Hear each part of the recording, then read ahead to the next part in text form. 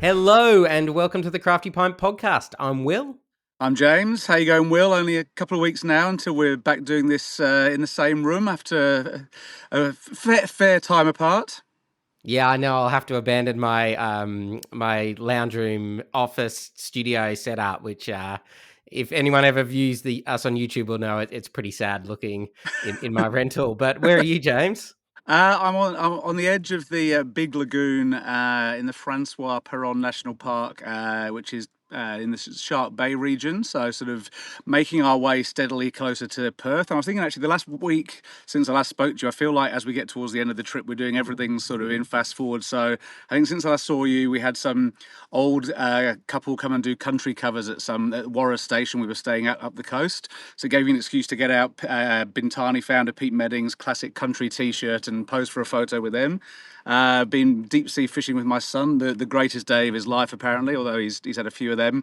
And then on the advice of Pete, one of the founders of Froth Craft Beer, we spent a bit of time at Red Bluff in a stone hut that was the first humpy, as they're called, built by some cave-dwelling hippie surfers back in the 80s. So it was as rustic as you can imagine a hillside stone hut might be, but a magical place if anyone ever wants to call through. So doff for the cap to Pete at Froth for his recommendation there. It was a pretty special few days, but you're very much on the tail end of this trip now and on our way back to Melbourne. Despite still being a very long way from Melbourne. Oh, well, that was the thing. We've been trying to work out the last few weeks. How the hell do we get back to this region to like spend even more time here? But like to get back to sort of the northern Igloo Reef, it's either 4,500 Ks on the road or you fly and then have to hire something. It's like you can see why these things take a bit of time and planning and why there's not many people on the beaches, put it that way. Yes, definitely. And from the west to the east, more news from Sydney Brewery, their second acquisition of this year. Yeah, we definitely need to have a chat with someone higher up the chain there and find out what their sort of long-term goal is. I mean, I guess Sydney Brewery's previously Schwartz Brewery. It's always been part of Jerry Schwartz's larger operation with a hotel chain and what have you. But yeah, really interesting to see that they've picked up White Bay's home and the brewery and the venue. Not long after they moved into Rocks Brewing's former home in Alexandria. So it's going to give them four different breweries, three venues, three of them in Sydney. So clearly they've got some big plans. Yeah, absolutely. It sort of adds to the inner west as well, like that. Part of the Balmain Peninsula where they're on, it's got a lot of pubs and things like that. One of the things White Bay was very adamant about was sort of bringing a brewery to that community. So I'm sure there would have been a lot of people disappointed to see that they were moving out, and hopefully are excited that Sydney Brewery will be there soon. Yeah, well, I think what's happening brings to mind a term that Jesse, our graphic designer, used for, or sort of lent us for a piece we did in the middle of last year about what was happening, about how shift happens. This is on the back of Misfits moving into Wayward's old home. And, yes, there are some places that are closed down and gone for good, but certainly it seems more a case of, in many cases, of, sort of shifting sands, no pun intended, if everyone can see my background here, or, just sort of changing hands. It's like, it's things are moving around, mountain culture taking over Redfern, being, Atomic and Redfern being another example. So just sort of changing faces in a lot of these places, I guess. Yeah, definitely. And, this is how hospitality's long looked, like one pub closes, new owners come in, cafe closes, new name pops up and that kind of thing. I think we're in a point of craft beer where that's sort of the reality now. Like the space can still work for other people just because it hasn't worked for others. And Yeah. someone else comes along and decides to make it their home and change direction and that kind of thing. Yeah, for sure. No, so it'll be interesting to see, what sort of success they have there, what they do with the venue and that kind of thing. But yeah, certainly positive news, you'd think, for the people of the peninsula. And I guess sticking in Sydney, yesterday was the Sydney Royal Beer and Cider Awards, which took place at the same time as the Distilled Spirits Awards. It's They got an increase in entries this year. It's still, I guess, one of the smaller ones compared to, say, how the Indies used to go, or and the Australian International Beer Awards. But it's always been a competition that's had a lot of respect due to the quality of the judging. And Sydney Sunday Road Brewing, always been favourites at Crafty Towers. I know Mick Worcester's always been a big fan of their beers. It's the first time they've entered, and they took out the best in show for their Après Ski wheat beer. What I enjoyed was it got me to go back and have a read of Mick's take on the beer last year, which was a typical sort of Mick Wust classic. So I think it'd be pretty chuffed, but also to see, Reckless picked up 2 more awards. Their Red IPA picking up another trophy, their Stout picking up another trophy, and the Coastal Brewing Co. picking up 2 trophies as well, which was pretty cool. And I had noticed beforehand that Reckless had got dressed up as they always do, and I'm sure they did the awards in fine style.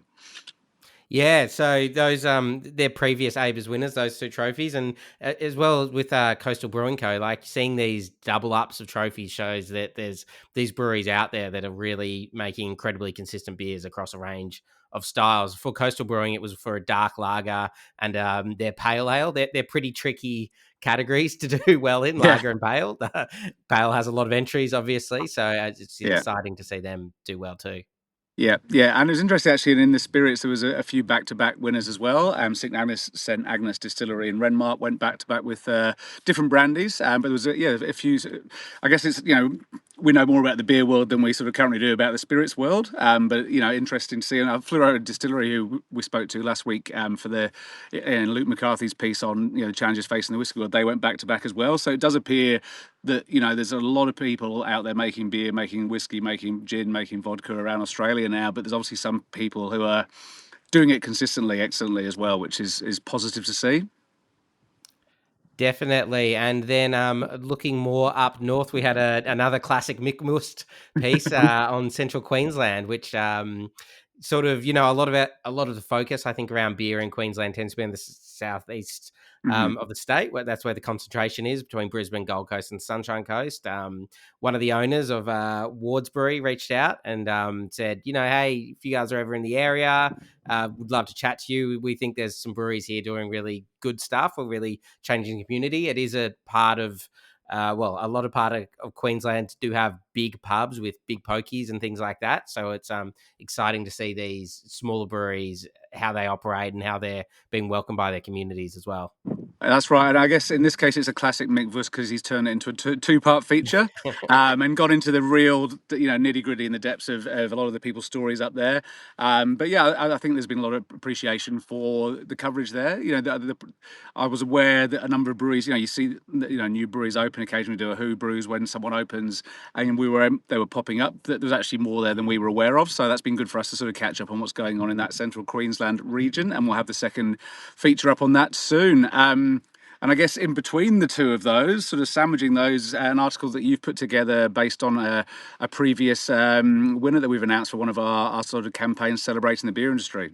Yeah, previous Have You Done a Rallings campaign. Curious Crafts owner, Rebecca Reed, or Beck. We spoke about her on the podcast just a few weeks ago. I reached out to find out more about her story and the bottle shop / tasting bar that she runs. Obviously, Lismore's, she actually didn't start the Curious Craft, but did take over the keys right at the start of 2020. So obviously pretty tricky time to take over a new business. She was basically straight into COVID lockdowns, and then Lismore had those awful floods in early 2022 as well. So she has moved the bottle shop since she took over it. But she's a really interesting person. She's very passionate, really serious about educating people, passionate home brewer as well, and has put together a home brewing community there, which gets a lot of, because she's got this relationship with small local brewers in the area as well. It means a lot of those come in. So it's a really positive little community in there. I guess similar to Central Queensland, in Lismore and around Lismore, it's really just big box retailers. People haven't had a place where they can go and talk to a bottle shop owner about small independent producers and things like that. And Beck just has so much passion for what she's doing, and her customers and the breweries and wineries and the distilleries that she's putting in the store.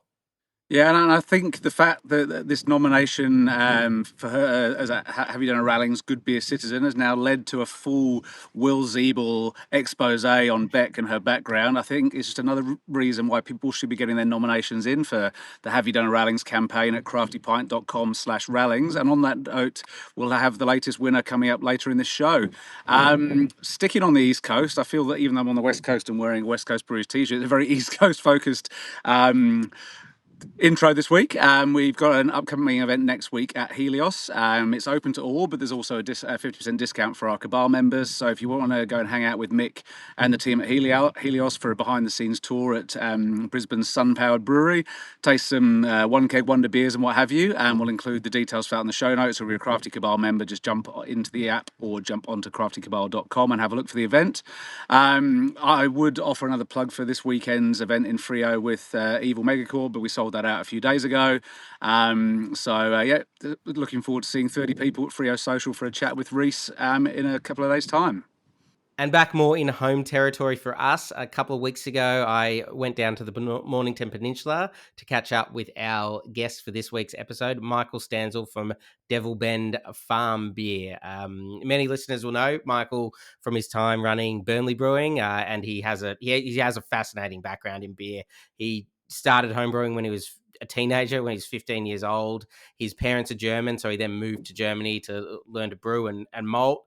He's with his wife Chloe, they started a craft brewery in Germany, which isn't really a country that's necessarily that warm and accepting of doing things like adding fruit and adjuncts to beer, but they were doing that and in a sort of maybe questionable way, selling it, which we'll get into in the episode.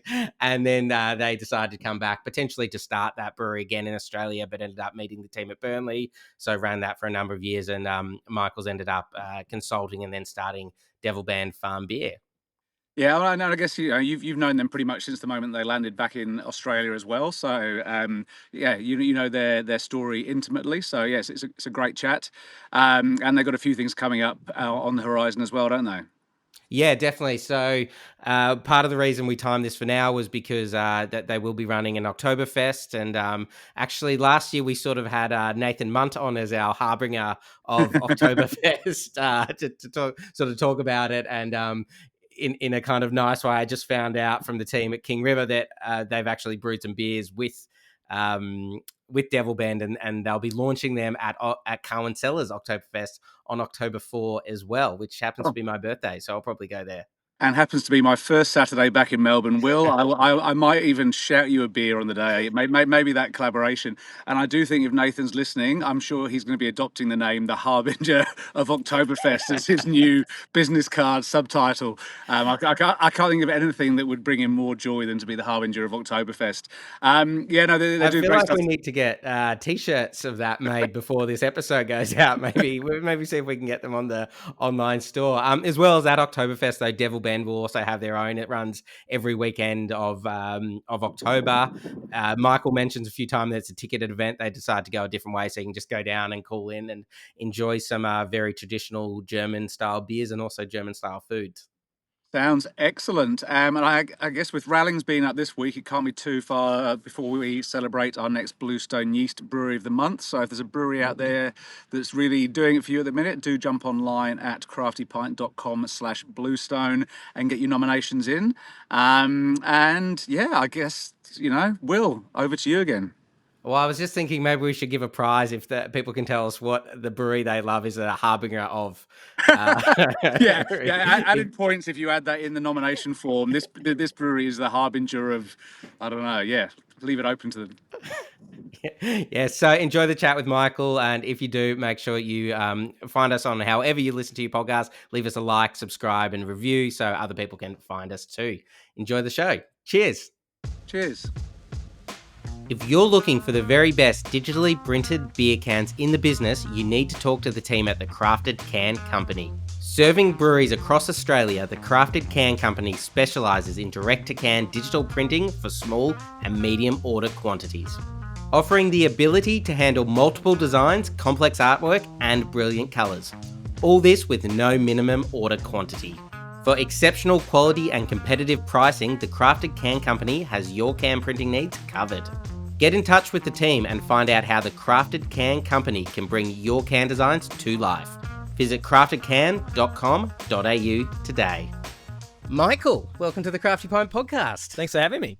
That's no worries. Thank you for hosting me down at Devil Bend Farm Beer. Do you want to tell us a little bit about this farm, first of all? Yeah, well, the farm, we're on the Mornington Peninsula in Toorong, and we're on, 83 acres of land here.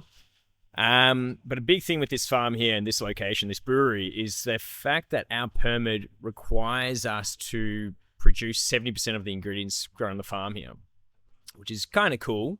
But it means that we have to grow our own barley, our own wheat, our own hops, and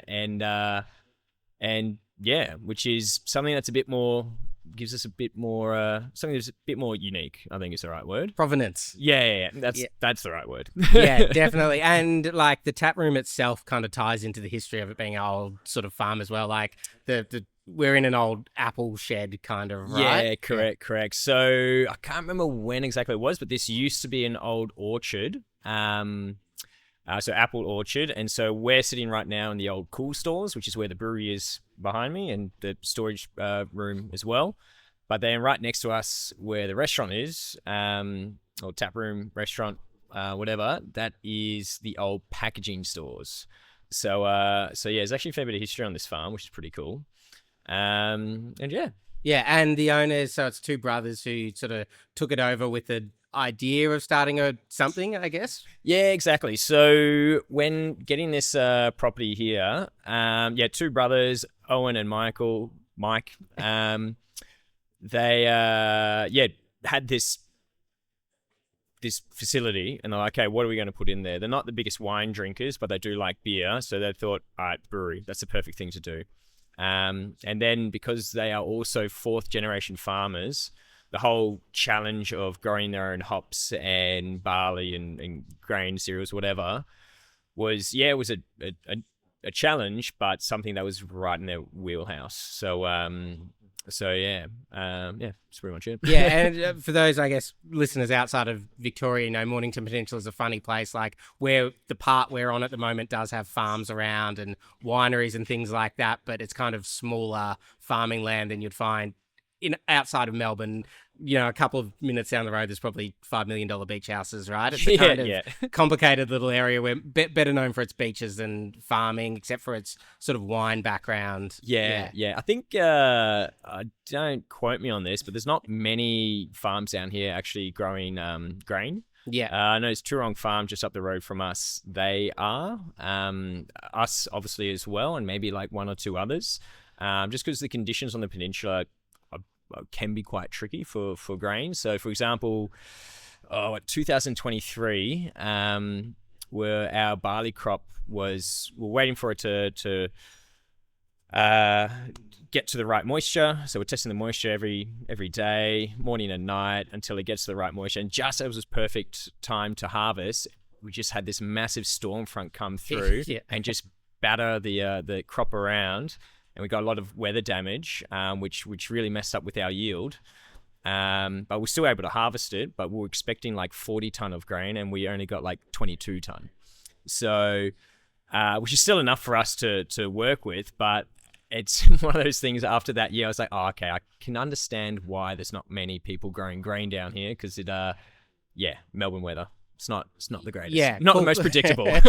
Cool climate can be too wet, 4 seasons in one day, that kind of thing. Yeah, exactly. So one of the challenges that we face, but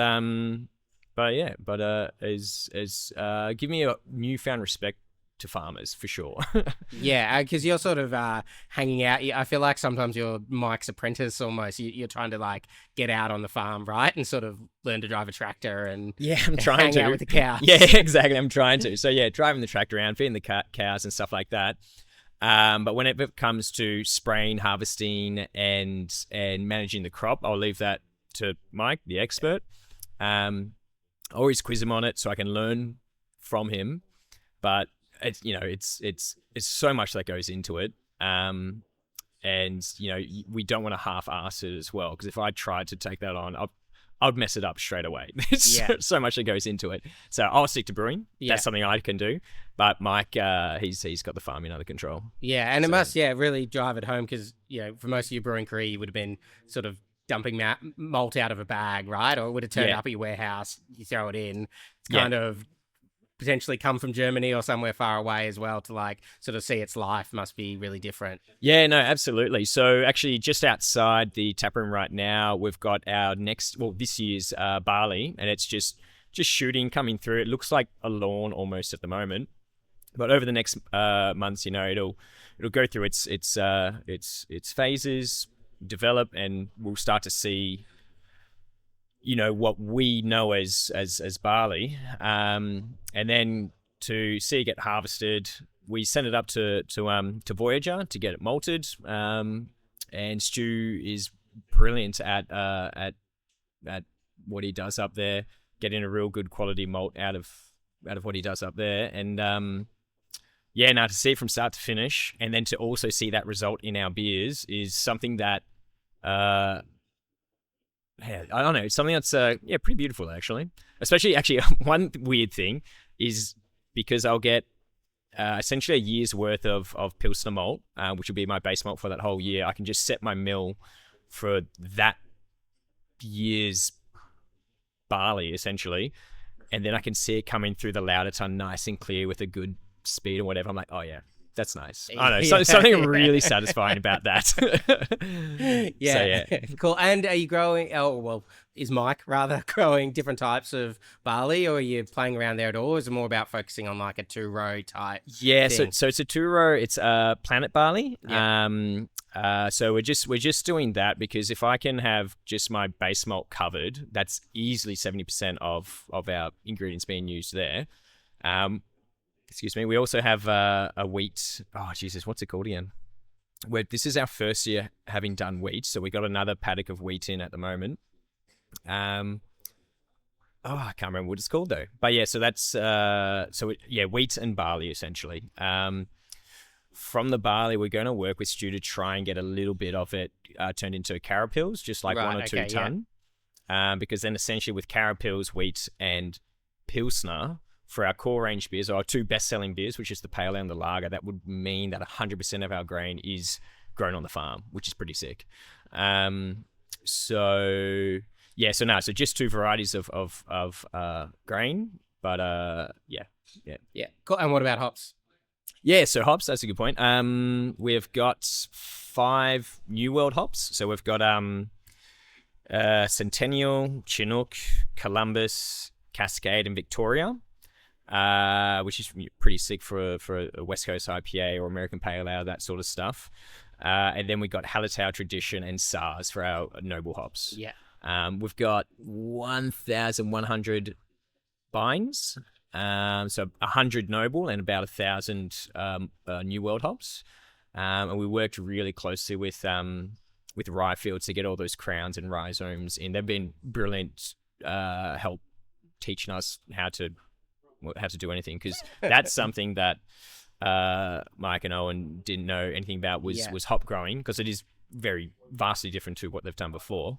So having Karen and Jade from Ryefields talk us through, and Morgan as well, to talk us through that and guide us meant that we weren't starting from scratch. We had someone to at least give us a really good guidance, essentially. So cool. Cool.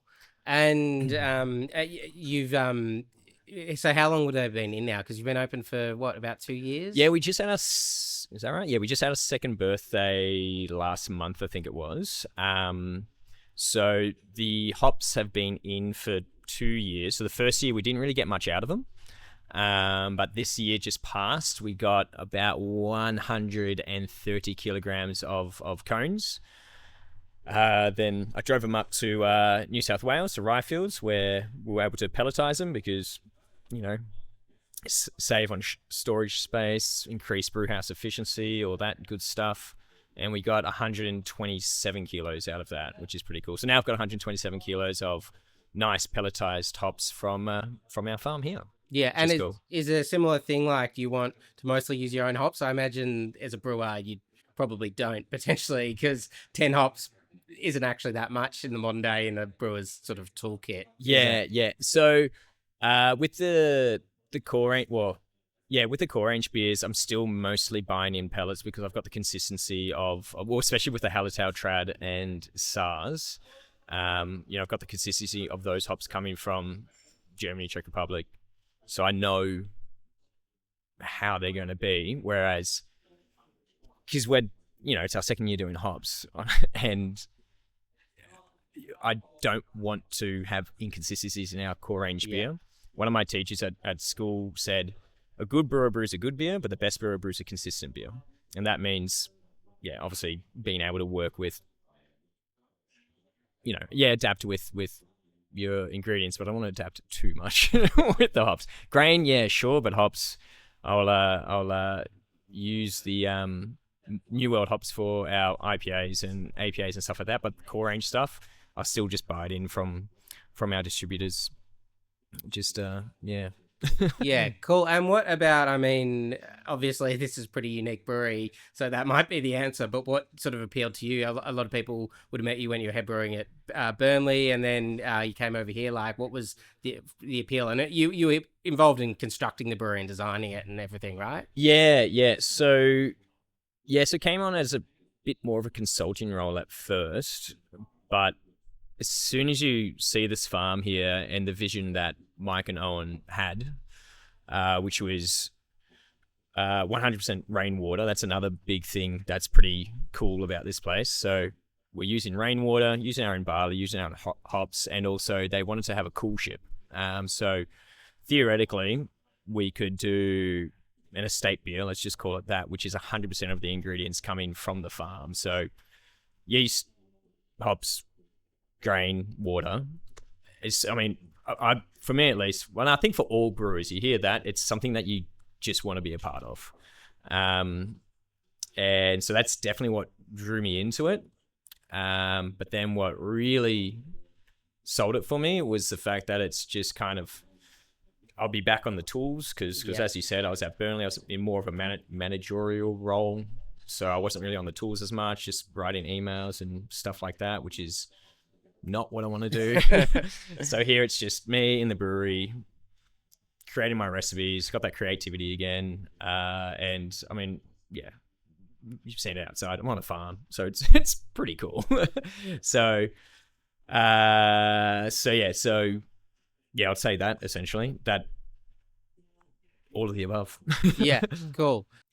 And in terms of designing the brewery, we'll get more into your background in Germany and that kind of thing earlier, but you love brewing lagers. Were there things about the design that you sort of wanted to build and put in to the system so you could do it? Or was it more about, I want to build a brew house that only one person needs to brew, so I'm on my own 24 hours a day? Well, actually, both really, because we need the flexibility for the brew house so that we could brew all sorts of beers, whether it be like a really hype fruited kettle sour or a traditional decoction pilsner. So the brew house, I wanted that flexibility to be able to do everything, but also, as you said, I wanted to build a brewery that could produce, to that excise threshold of, let's say, 180 to 200,000 litres of beer a year, but with one brewer. Yeah. So all of that came into consideration with the brewery, which meant there was like a lot of hard piping going to and from tanks, so I don't have to drag hoses everywhere. And it means that by having that, I can still drive forklifts around, not having to have hoses in the way and stuff like that. So yeah, but the biggest thing with the brew house was being able to do decoction mashing and step mashing. So I've got my mash tun and lauter tun separate, so that when step mashing in the mash tun, if I've got a year of crop that has insanely high protein, I can just change my mash profile to compensate for that. Or if I've got low protein, whatever, I can play around on the brew house to compensate for my different crop years. Is that what it's called? That's what we're going to call it now. Different yields? Yeah, crop harvest? Crop harvest? Yeah. You're the farmer. No, I'm not. That's Mike. So essentially I can just kind of tweak my stuff in the brew house, have that flexibility. It means that, again, I can be more consistent with everything. Yeah, okay. So, yeah. Cool. And yeah, I imagine thinking about rainwater, how does that sort of go about? Is there a point in February, March where you start getting a bit nervous and not only do I have to brew to keep up with beer sales, but actually there's not that much water to get a hand on? No. How do you sort of manage things like that? Yeah, no, absolutely. So this is something that I had to learn really quickly because when brewing in Germany, we had an abundance of water. So we're pretty lax on water conservation. Whereas here, because my rainwater tank is literally just outside there, so I can see how full it is. And the first few months of brewing here, I noticed how much water I used when just like rinsing tanks and during all the cleaning processes. I actually noticed how much water I was using, and I hadn't changed any of my SOPs or how I did my processes since I was taught them in Germany. But I very quickly learned I need to figure out a way to use less water, because it's a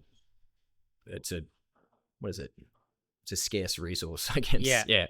So having to manage that is just being really, really picky what to use your water Is for. it just Essentially, not cleaning, or no, it's cleaning, but it's like not rinsing for like 30 seconds and being like, yeah, that's going to be cool. It's like doing a short burst of rinse and then getting a phenolphthalein, checking it. Okay, little rinse again now. So as opposed to just using water endlessly, it's like just doing a little burst, doing a little bit, and just as soon as I can see, for an example, rinsing a tank after a caustic clean, as soon as I can see the phenolphthalein is not changing color, it's like, sweet, awesome, that's all the water I need to use. And it's kind of cool to see, because I've got a totalizer on my wastewater, so I can actually see how much water each day or each month we're discharging. Discharging. So I can actually see I'm doing a shitload better than I was at the very, very start. So which is pretty cool. But actually, that said though, another cool thing about this place is that we wanted to make sure that all our wastewater was not just wasted. So it actually goes to irrigate our farm. So all of the wastewater from the restaurant, kitchen, and brewery get treated and then irrigate the hop farm, which is cool. Hop field, sorry, which is cool. So rainwater and irrigating the farm. We've got our own little kind of like water ecosystem, which is kind of cool. Yeah, well, I mean, we had lunch before we started this, and there's a lot of farm-grown beef on the menu, so it's pretty common to see spent grain go to a farmer, but here it's going to the farmer who owns the brewery, right? And then customers are eating that cow in turn. Yeah, exactly. Because, so like paddock to pint philosophy, our grain in our beers, you can see the grain growing that's in our beer. And it's the same thing if you had the gnocchi, right? It was delicious. It's got beef in it. So you can literally see it sounds a bit bleak, but you can see the cows that is now in your gnocchi. I don't really want to think about it that way. Yeah, but also that cow then ate the spent grain from the brewery, so it's like a nice, real, beautiful circle of life, sort of thing. So, and it's something that we try to incorporate in all aspects of the brewery, whether it be kitchen, brewery, whatever. Is that we want to make this brewery as self-sustaining as possible. So we've got solar on the roofs, and we also tap into Mike's solar because Mike's got a house on the farm a bit further down there. But whenever he's got excess solar, we can steal power from him as well. Same with water. If actually, that's another thing. I can steal his water catchment as well. So if I'm low on water, so he's got a big tank over there too. So every now and then I'll just steal water from Mike. So we want to essentially make ourselves as sustainable and green as possible. That's essentially it. Cool. And what about the beers? I mean, maybe starting on like the Coolship and things like that. So that was like, is that sitting in some attic somewhere? Yeah, it's literally just above in the roof behind me. Okay, yeah. There's a little trap door up there. So that's sitting up there. I've only used it a couple of times. I used it for did a like a wheat-based wort. Used some of the hops from our noble hops that I dried out in that beer. Sent it up to the Coolship, and overnight it cooled down. So over that first 12 hours of it cooling overnight, I didn't really see much activity in it. Then the next day, so 36 hours later, I started to see a bit of ferment activity. And then another day after that, I really saw like a bit of a krausen growing there. I was like, okay, cool, it's actually working. I've got a fermentation here. So I brought it into another tank. I've got like a bit of a, for lack of a better word, like a dirty tank down here where I have my spontaneous stuff in there and let it finish out in there. We did our first bottling I think it was like September last year of that Coolship beer. And it's shocking how good it turned out. I know it's one of those things for me, being a lager brewer and having brewed in only like clean breweries. I just remember putting the wort up there and opening up the shutters to that room to let the air come in and cool it down and all the microbes and yeast and whatever in the air to, inoculate that wort. We're just sitting up there. It's like, okay, I guess I wait now. I don't know. and then 3 days later, I was like, okay, it actually worked. Sick. So it just felt weird doing that. But it turned out really good. So the Coolship beer, we bottled it into 750ml bottles. And it's just, there's like a little bit of bready horse blanket, nice lemon, pithy citrus notes. And it's cool because again, it came from our terroir. Dare I say that? Yeah, I said it. Why not? Yeah. If anyone can say it, you're in a sort of small collective in Australia. You can make a claim to that anyway.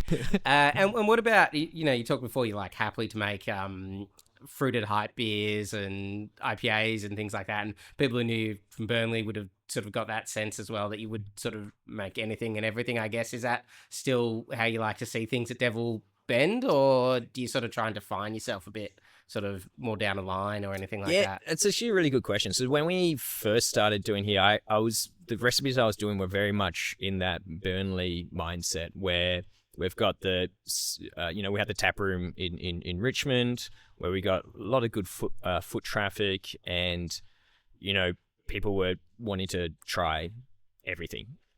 So whether it be a sour, a double IPA, or just a nice crisp lager, there was people in the CBD or Richmond area that were just going to try everything. Whereas here, it's a bit more of a family venue because we got a nice playground out there. Families come here. Kids run loose, run wild on the playground, and then parents kind of sit back, have a wine, have a lager or a pale. So I would say 90% of the beer that we brew here or sell here is our pale ale and our lager. And there's still a spot for that hypey fruit sour. And right now we've got a triple IPA on and a West Coast IPA. But people are normally having like a pot of it or maybe a pint of it. And we go, sick, awesome, liked it. I'll take a 4-pack home, but I'm going to sit on the lager for the rest of the day. So it was definitely first few months of being here, having to learn that the demographics is just a little different here.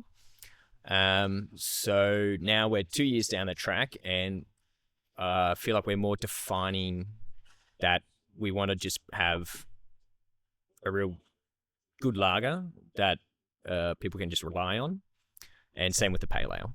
And then have our specialties, once every month or two in cans and kegs. We got a new sales manager on, Scott, who's killing it.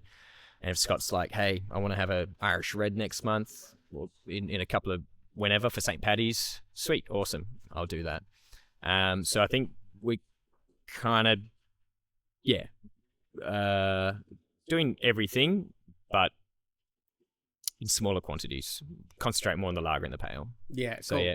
And I got a sense, and again, we'll go into Germany in a bit, but I got the sense that the lager was something you really spent a lot of time on. I feel like I saw you at Gabs. It might have been a couple of years ago, and you're like, I've just got the lager like where I want it to be. And so what's that process sort of like? It's so again, when using our own grain, because lager, you've probably heard it from a million brewers, is that you can't hide anything in a lager. It's such a simple but yet hard beer to brew. And the very first year, our grain, I feel like it had a bit more of a not sweet bready note, but it was a bit more grainy, for lack of a better word.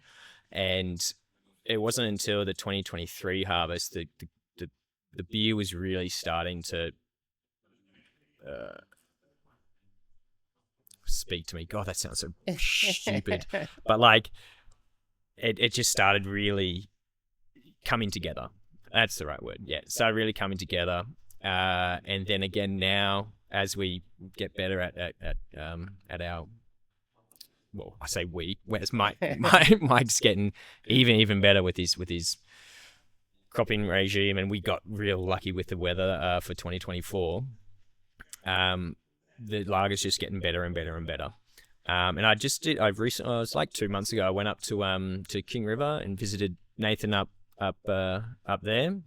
Sat down, he gave me a Pils and a Kölsch, and straight away I just looked at it and I said, that's filtered. I kind of look around, his brewery's the same size as ours, and I'm like, why the hell am I not filtering? Like, I'm just being lazy, not filtering. So I quickly got my hands on a filter, started filtering the lager, the mid strength, and I've got a bunch of Oktoberfest beers in tank right now. I filter all those as well, and it's just one of those things where, again, it's just taking that lager to a whole new level. So the lager, when I saw you at Gabs, I was like, yeah, it's finally where I want it. But then I see something else, like, oh, actually I can do this. Oh, actually I can do that. And then, so it's a constant thing that I do want to keep improving, because I know once you, settle on, like, yeah, that's pretty good. I feel like you're not pushing the boundaries of your brewing. Whereas if I keep trying to improve my lager, then, someday I'll be happy with it. Maybe you won't. Maybe that's the trick. Never be happy with it. Never be satisfied. Yeah, exactly. Yeah. But yeah, no. So no, it does take a long while to get to it, but it is. I'm very happy where it is right now. Yeah, and you're right. Maybe you're right. Never be satisfied with it. So you're always constantly improving. Yeah. Cool. All right. Well, let's take a quick break. Cool. Cheers. It's time for Have You Done a Rallings, proudly presented by the legends at Rallings Labels. For the very best digitally printed cans and cartons with no MOQ, visit rallingsprint.com.au and chat to Brad and Paul today.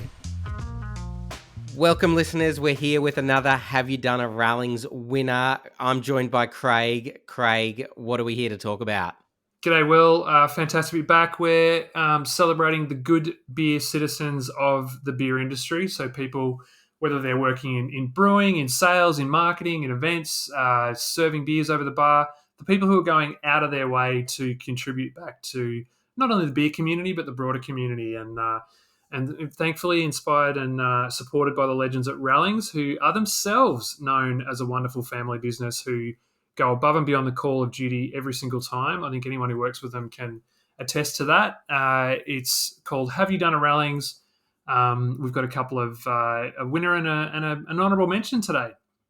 Fantastic. Do you want to kick us off maybe with an honourable mention from a listener? Yeah. And this is a pretty cool one. We got a nomination in for the team at Stomping Ground Brewery, who for people who follow their Instagram and everything may have noticed that they've gotten on board with the Flow Festival as a partner of the Flow Festival, which celebrates deaf arts and culture. They weren't sure who was involved with it, so I thought I'd give the team a call. And thankfully, I connected with Abby Packer, who's their marketing manager, who's been a real driving force behind this. Now, what they've done is Abby has teamed up with a Melbourne deaf artist, Gonketta, who they've collaborated on brewing some beer. They've created artwork that sort of documents the whole brewing process, and Auslan interprets each step of the brewing process. While I was speaking to Abby, the artist Gonketta was actually outside painting a mural across the wall at their Gipp Street venue in Collingwood. And they're hosting an event where they're actually having an Auslan interpreted beer tasting. So I thought it was a really wonderful way of broadening access to a new community that perhaps are just as interested in beer, but maybe haven't had as easy a way into it as possible. So hats off to Abby Packer at Stomping Ground. Yeah, definitely. So that event's next Wednesday as well. If you're listening to this in time and want to check it out, Stomping Around their Gip Street venue. And also, if you want to know more about Auslan and beer, we actually featured Gonketa, or Jacob, as we knew him in the article, and his and his friends' sort of promotion of Auslan beer, and how they see it as important for breweries to sort of have an understanding of the deaf community and that kind of thing. But fantastic. we've got our winner here, who is also from Melbourne, and this nomination comes from Nick Gottschalk. I really hope I'm pronouncing that right, because Nick is a long-term reader of the Crafty Pint, and I've always wondered how to pronounce his last name. I don't believe I've ever met him, so I've never been able to clarify. But the good thing is, well, I'm sure he'll let us know in the comments. It looks, yeah, absolutely. So what Nick had to say about Otter's Promise was he said that Dan and Mick from Otter's Promise run the coolest bar and bottle shop in Melbourne, and perhaps even the world. Aside from being great people, Dan made himself available a number of times to sit down with me and go through my business plan for a theoretical bar that never actually came to be. Nick says, damn the cost of living crisis and the economy. Nick, I think there's still hope for this bar. Let's get on the other side of this. And even before that, Nick says that Dan would lend him some limited space in the cool room to store wine that Nick didn't even buy from the team at Otter's Promise. It was wine for his engagement party that he was holding in a park. Nick says they're all-round great people, and he also wanted to shout out Sim and Meg, who also work at Otter's Promise. So, well, there you go. That's a fantastic win for Otter's Promise, a long-term crafty supporter and a great craft beer venue. Guys, that's if you've got a nomination, if you've got someone in mind who's doing something really cool for the industry, whether it's they're behind the bar, they're in front of the bar, they're in the office or whatever, or on the road, whatever it might be, jump onto the website craftypint.com rallings and throw a nomination in. It takes 5 minutes, and you might never know, you might get a shout out on the pod. So jump on it. You may have me mispronounce your last name. Back to the show. Cheers. Need something printed, but it's only a short run? Talk to Rallings. Whether it's cans, cartons, or coasters, Rallings has a solution for you. Visit rallingsprint.com.au today. Welcome back. Sweet. Michael, let's go back to the very start, maybe. One thing that sort of surprised me when I first met you was the fact that you were homebrewing as a teenager and you're still doing it as well. Like, do you understand sort of why, like, what drew you to making beer when you were, 16 or whatever? Yeah, 15. So, as we know, in Australia, you can't buy beer when you're under 18 years of age. Nice loophole. You can buy the ingredients, brew it at home. There's your beer. So that's literally what got me into it. But it's funny because, I started brewing at 15. Then at 16, I put my beers into a local homebrew competition at Warrandyte. So I grew up in Warrandyte, chucked in my beers to the Warrandyte homebrew competition at the Warrandyte Festival, and won champion beer. Because I was 16, I couldn't accept the award, so my dad accepted it. And so everyone's thinking that my dad is Michael Stanzel. When I was 17, same thing happened. My dad accepted the award. When 18, won again. I went to accept the award, and they go, no, sorry, we said Michael Stanzel. That's that guy over there. I said, no, it's actually my dad. I was underage for the last couple of years. So the festival was like, shit, have we been promoting underage drinking? But no, they were promoting underage brewing. So I think that's okay. But that's essentially what got me into brewing. But then as I started learning the chemistry and science behind it, I really just started falling in love with it. First beers that I was brewing, surprisingly, were pilsners and lagers and stuff like that. What first started off as a means to get alcohol turned into a passion. That's essentially it. And you were just like, okay, well, maybe this is a career. I guess also for context, your parents are German, right? Yeah, correct. So both my parents are German. So I'm first generation Australian. Is that correct? I think so. So which means I've got the German citizenship. So when my partner and I, Chloe, we did a bit of a travel around Europe when we were, how old were we again? 18 and 20. And then when, traveling around Germany, having all their beers and just falling in love with their drinking culture as well. It kind of came on our radar that we could move to Germany and I could do an apprenticeship there. Just like, it was just in the back of our mind. Then, tried to hand at a few jobs back in Australia, went to uni, did graphic design, didn't like it, did another few things, and it's just like, well, why not make my hobby my career? And what better way to do it is then to put my German citizenship to use and actually move to Germany, study in Germany. So I did an apprenticeship as a brewer and a maltster there. And the good thing about Germany is that education is free. So did what was meant to be a 3-year course, but I was able to shorten it onto 2 years because I was a nerd.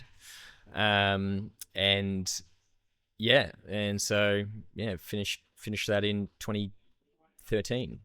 Right, and how was your German and things like that when you moved over there? Oh, it's so funny. So like we said, my parents are German.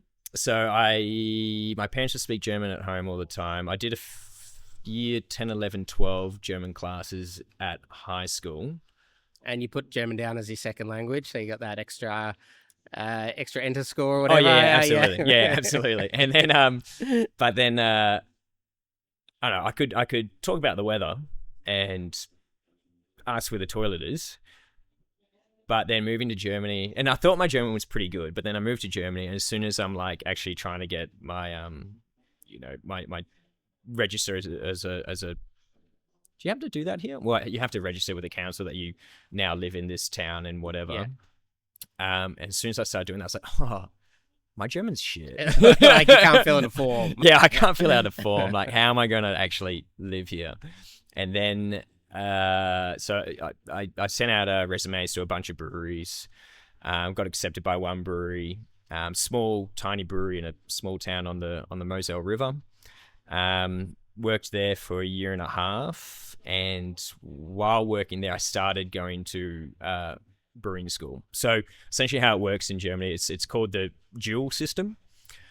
You do your practical education at boarding school, and then your theoretical knowledge at boarding school, and then your practical knowledge in the brewery where you are an apprentice. So you would do, if it is spanning the 3 years as it normally would, you would do 2 months at boarding school, doing all your classes, and then 4 months at the brewery, then 2 months at boarding school, 4 months at the brewery.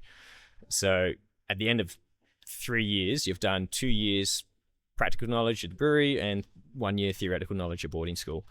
Wait, why am I saying this again? Oh yeah, so then when going to my first 2 months at boarding school, having my first classes there, I'm just looking at my textbooks and I'm like, I'm way in over my head. So, because our classes were chemistry, physics, math. And you're in like a lecture hall, like people would imagine uni in Australia, or like small little classroom, small like little high classroom. school. Yeah, like small little classroom like high school, because the school is essentially high school. So all my classmates were 16 to 18, and then I was 20. So I was one of the older students. But then also myself and another person whose name was also Michael. He was from the States, so we're the only two foreigners there. Right. But yeah, so it's essentially like a high school classroom, chalkboard, teacher up there teaching you whatever, and you're there taking notes and writing everything down.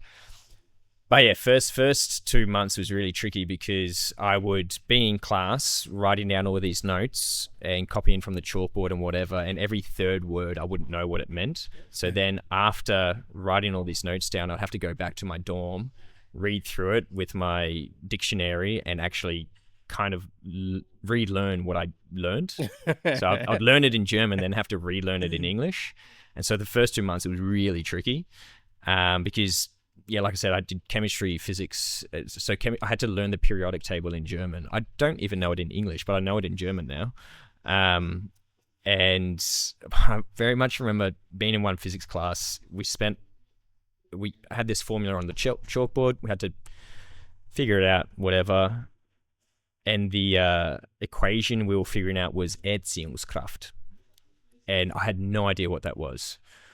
And I'm like, okay, cool. I'll figure it out. Awesome. That's my answer. It's correct. But what have I found out? So I get back to my dorm, read up the word in the dictionary. It's like, oh, gravity. Cool. Sick. I've just figured out gravity. So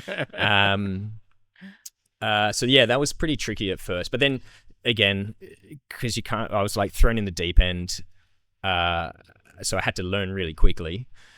And then after a bit of time, it became easier. So then I didn't have to relearn it in English. I was just learning in German, and my German was strong enough to just be like, cool, I've got it. Which was kind of cool. But yeah, no, at first it was really tricky.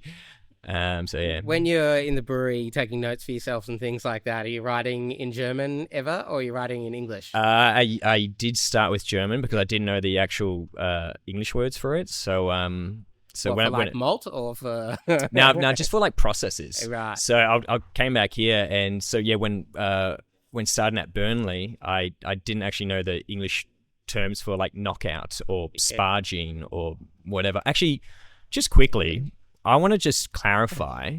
A lot of brewers think we'll call a process during the lauding process Vorlauf. That's not correct. Okay, I just want to set the record straight right now. So, what do you know what Vorlauf is? No, enlighten me. Okay, so Vorlauf is what a lot of brewers say in America and Australia. Vorlauf is the process of clearing up the wort in the lauter tun before they transfer that wort over to the kettle. That's not the right word. That's Trubrecirculation or Trubwürzezirkulation in German. Vorlauf is a filter term, and we need to put an end to that word being used incorrectly. I'm just putting it on the podcast right now. Yeah, one-man mission here. Yeah, 100%. But I'm very passionate about that.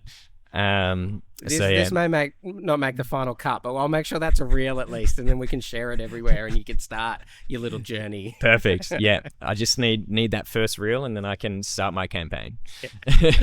Awesome. And yeah, I mean, what was brewing like? Obviously, I imagine you're in quite a large brew house making lager eventually, or yes. Where did you sort of end up, and was it very, I guess, factory based, or how do you sort of see it? Well, so the first brewery that I worked at was a small brewery in a small town, all manual brew house, manual brew house, cleaning tanks with a trolley pump, open fermenters, very like craft brewing essentially. But then as my apprenticeship came towards the end, I got a job in a large brewery. We would produce 450 hectoliters every 2 hours. Oh. Our centrifuge ran at 800 hectoliters an hour, and the filter at 300 hectoliters an hour. So a lot bigger brewery, which I loved because I learnt so much there. So.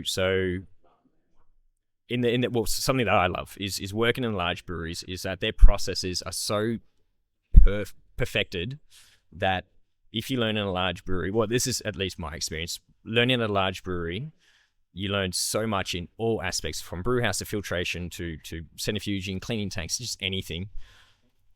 And all those principles that you learn in a large brewery, whether it be automated or not, you can just scale back to a small brewery that, like I've got right behind me right here. And just scale it back to how you would do that exact process here in this small brewery here. And I don't know. I just found it the most valuable knowledge I've ever gained working in a large brewery like that. And obviously, so you go from like a big lager brewery, process driven and things like that, but you and Chloe sort of decided to do things your own way and maybe a bit more Australian / American New World kind of approach, right? Yeah, the audacity for us to try and tell Germans how to brew beer is wild, actually.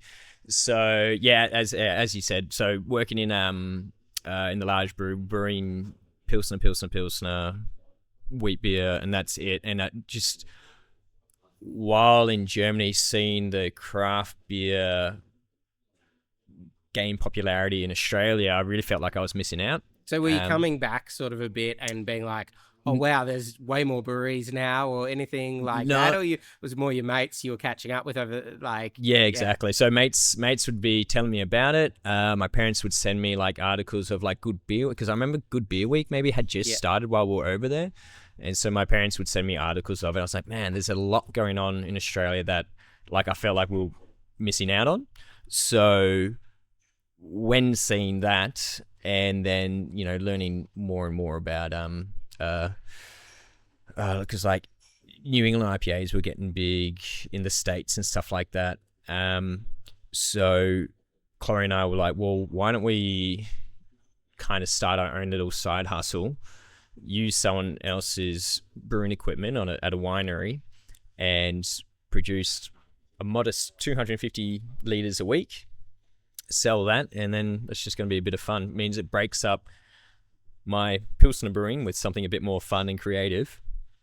And so we went through the process of, you know, establishing a business, registering all that stuff. Oh, Jesus Christ. The paperwork. Okay, you think paperwork's hard in Australia? Germans, they love paperwork. It's funny because people would say, like, you know, beer, it's easy to sort of be involved in beer in Germany. Yeah, well, it's maybe you have for 500 years. Yeah, it's just the amount of paperwork we had to do was wild, but we got it through there, and luckily our mates were really, really helpful. But yeah, we got this brewery going. We called it Wild Animal Brewing Company. And we had in German or in English? In English. And first mistake. Well, things also our blurbs were all in English as well. So it was you know, because we're only doing 250 liters. It was very easily sold. 250 liters a week. It was very easily sold. So it's not like we had to really work that hard to sell that much. But what was all in English, which kind of meant we pulled the foreigner I don't know better card a fair bit. So obviously in Germany you've got the German purity law. So we had a coffee oatmeal stout. So oats and coffee not allowed in there. So in very, very tiny font just below the barcode, we had it's a beer-like drink. So if the Brauerbund, which is the Brewers Board, I think you're going to say like brewer cops or something. Yeah, brewer like cops. That. Yeah, They're turning up at all the breweries and checking what's in storage just to make sure it's only hops, water, malt, and yeast. Yeah. Well, so yeah, Brewers. Well, we call them the Brewers Cops. Actually, I like that better.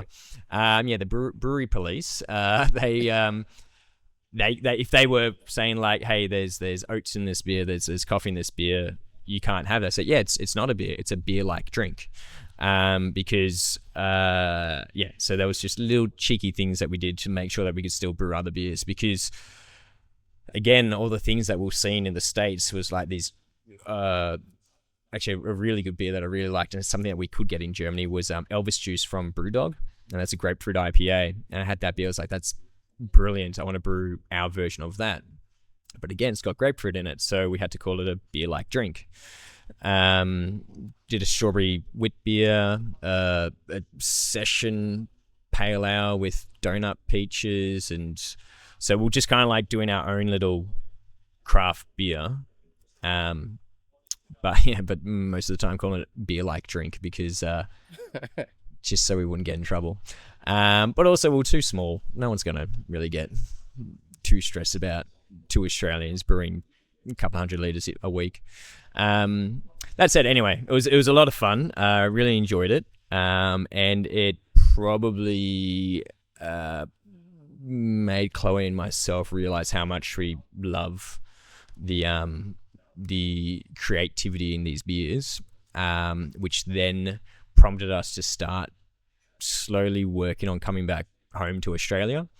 So, because by that point, I'd been in Germany for 6 years. Chloe had been in Germany for 5 years, and realizing that Wild Animal actually had merit, we're like, all right, well, let's go back to Australia where this will thrive.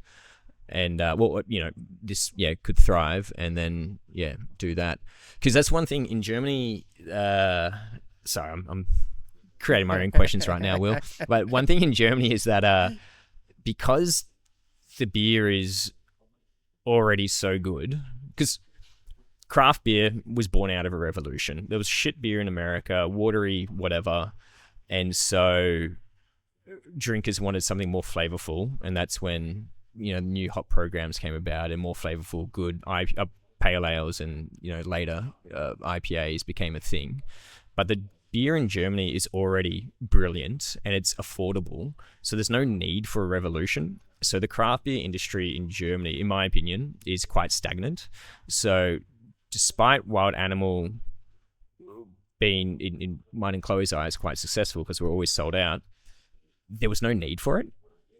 And if you look around Germany, we've been back here for 8 years, and if you look at the German craft beer scene, it hasn't changed. Whereas here in Australia, there's been 100 breweries going up, opening, and some places closing as well. But there's been a whole life cycle, exactly. In that time. Been... I was there in 2019, and you can sort of seek out like craft beer bottle shops, and they've kind of got a couple of beers, but it's like, but also you can get all the beer that's made within a sort of 50-kilometer radius in any supermarket or wherever you buy your pack of gum as well, and it's just everywhere, and it is very good, and it's way cheaper as well. It's so affordable. And that's the affordability. That's a big thing as well, because Chloe and I were selling a bottle for of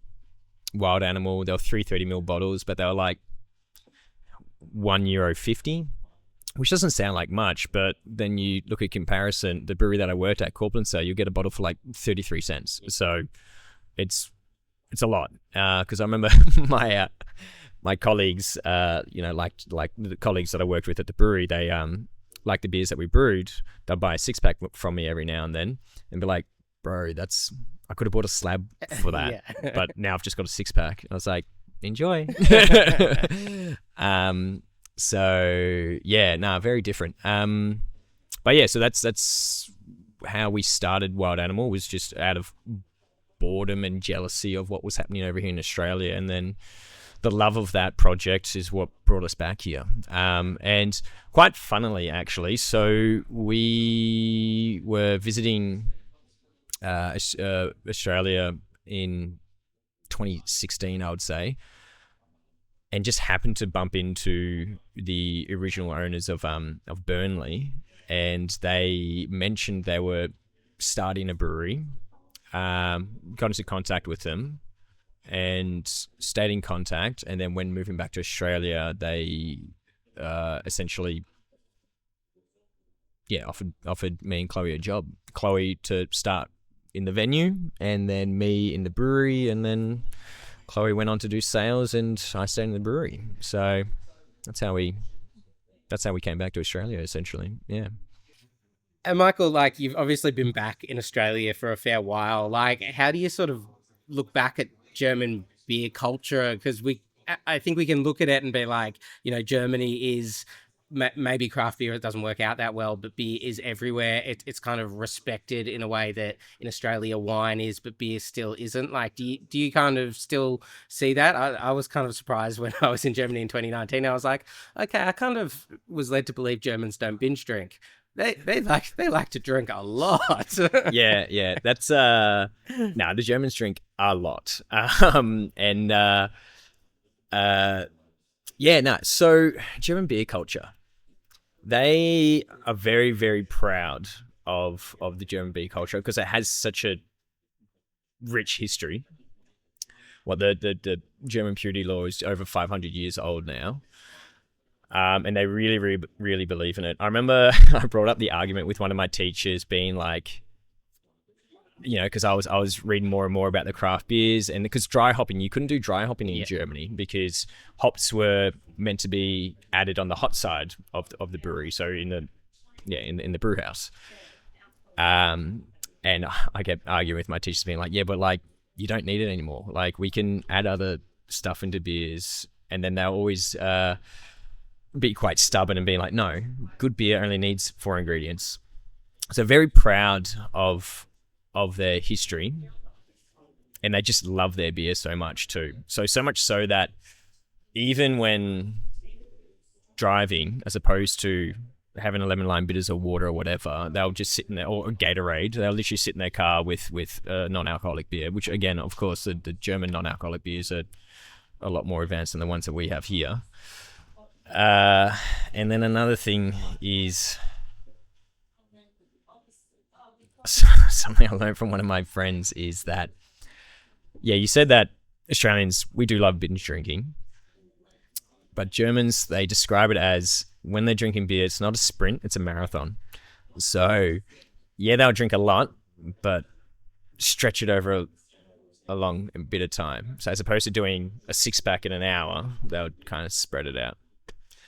And you'll be bringing your own sort of slice of German beer culture to Devil Bend, right? That's sort of something you've appreciated, I think, since coming back, in terms of, I think with Burnley Brewing, the sort of scale of the Oktoberfest was quite different to a lot that had gone before it, where plenty of breweries had done sort of daytime, like 1-day events and things like that. But you just went, all right, we're going to run it in September, first of all. And it's going to go for a month, just like it does in Germany. What was that sort of about? And it must be such a, I guess, like nice time for you as well. Yeah, no, it's 100% my favorite time of year. Whether it was in Germany or now here in Australia, because back in Germany, every year I'll go down to Munich and spend at least a long weekend down there, going into all the different tents and just enjoying what is Oktoberfest. And because of that love of Oktoberfest, had to bring it back here to Australia. So Chloe was very good at creating the events that we would have for Burnley during October, which again, like you said, we would start when Oktoberfest would start in Germany, which is mid-September, and then finishes on the first week of October. So our Oktoberfest would essentially be done before the other breweries would have their events. But as it is something that's very close to my heart, it's something that we're doing here at Devil Bend too. So this year, we're going to be celebrating throughout all of October. So not September like we did at Burnley. We've kind of learned that. We've kind of learned that. We kind of learned. Okay, it is called Oktoberfest. Let's have it in October. German hasn't worked that out yet. No.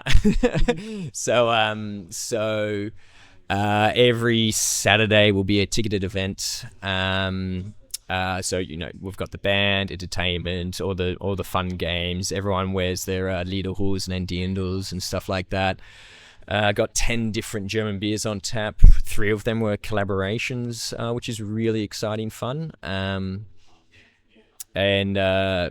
So because again, being on the farm, this location, I feel like we're really lucky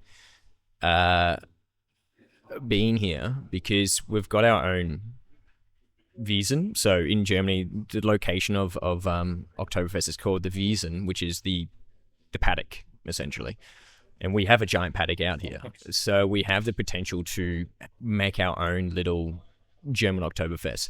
So this year we're kind of giving it a go with this ticket event. And if it goes really well, it's something that we would like to expand and create something quite special for Melbourne, Victoria, whoever wants to come. The world. Do you have any thoughts before we finish up? I've often wondered why Oktoberfest, there's been Oktoberfest events in Melbourne, Australia for a long time, for years, decades even. Yeah. But in the last, I feel like it's since COVID in particular, craft breweries have really embraced it in a way they haven't before, and people get more around it as well. And do you think there's a reason for that, or have people just sort of caught on that it's a good way to get people into your venue? Or do you think there's a more appreciation of the beer or the culture or any aspects of it? That's a good question. I mean, something that you could almost link it towards is the uprise in lagers in the craft beer industry. Because let's look back 5-6 years ago. Yeah, craft breweries did have a lager there, but it was kind of like, yeah, cool, we have a lager on tap there just for the cut and draft drinkers, you know? But now that there's a good appreciation for craft lagers and people are starting to realize, oh, hang on, lager doesn't have to taste like shit. It can actually taste good. Maybe that's why there's been an uptick in the Oktoberfest events. Because we're looking at Crafty Pint, all the Oktoberfest events that happened last year. It went from, I don't know, 3 or 4 to 20. Yeah. And it's like, oh, Jesus. It's I don't know, it's pretty cool. But yeah, it maybe it's in the shift of what people are drinking. People, in my mind at least, they're stepping away from the double, triple IPAs and going towards something a bit more simpler.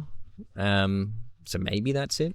Because in tank right now, I've got a Schwarzbier, a Märzen, and a Pils, and they're just very nice, easy drinking lagers. And I don't know, is that what people want to starting to gravitate towards? I don't know, maybe. Yeah, I think the appreciation appreciation maybe goes multiple ways. Like, yeah, brewers appreciate them more. There's more ability to make good ones, more knowledge. More people potentially want to drink them from local breweries. Craft beer's not new anymore, so maybe people just are happy to turn up at it. Like, going to a craft brewery is an unusual experience. And for a lot of people, it's replaced going to pubs and things like that. So it's like, well, I kind of actually just want the one beer that I know and can sit on and I love and that kind of thing too. Yeah. Whereas it used to be more of a box ticking exercise, arguably. Yeah, it's true. I mean, that's, I'll just use myself as an example. I used to always go to breweries and get a tasting paddle or a pot of each beer. But now I'll go in, see the lager, taste it. It's pretty good, and I'll just have pints of the lager. So it could be just that shift in no more box ticking and more appreciation for lager. I hope so, because I love brewing lager. Excellent, Michael. Thank you so much for joining me. Yeah, no dramas. Thanks for having me. Cheers, mate. The Crafty Cabal is the Crafty Pints Beer Lovers Club, a community built around good beer, good people, and good times. Members get access to exclusive events, giveaways, and deals at breweries and venues right across the country. And September, it's looking pretty full. Oktoberfest parties are popping up all over, and if you're in Sydney, we've got double passes to Frenchie's Oktoberfest to give away. We've also opened comps for 2 big destination festivals in November. Crafted in Newcastle and Vine Hop on the Mornington Peninsula, so get your road trips planned. On top of that, there are Cabal-only events too. September 20 sees James team up with Reese from Evil Megacorp at Frio Social for a guided tasting and Q&A. In October, Red Duck heads to Melbourne's Audacious Monk to share beers and stories from their 20 years of brewing. And Brisbane, save the date, September 25 for a special Helios brewery tour. And don't forget the everyday perks, like a free pot for Cabal members at the Windsor Ale House, Miss Moses and Hepburn Springs Brewing. Cheers to great beers and good times. Head to craftycabal.com to sign up today. The Crafty Pint podcast is produced and edited by Matt Hoffman. You can get all your beer-related news and reviews on the Crafty Pint website, craftypint.com, and can stay up to date on future podcast episodes via our socials. We wouldn't be able to produce the podcast or the website, events or festivals we run without the support of the beer industry, whether that's suppliers, bars, breweries or bottle shops. If you'd like to support the show or partner with the Crafty Pint in other ways, please reach out to Craig via the details in the show notes. And if you're a beer lover who'd like to support what we do, you can join our exclusive club for beer lovers, the Crafty Cabal. Visit craftycabal.com for more. And until next time, drink good beer.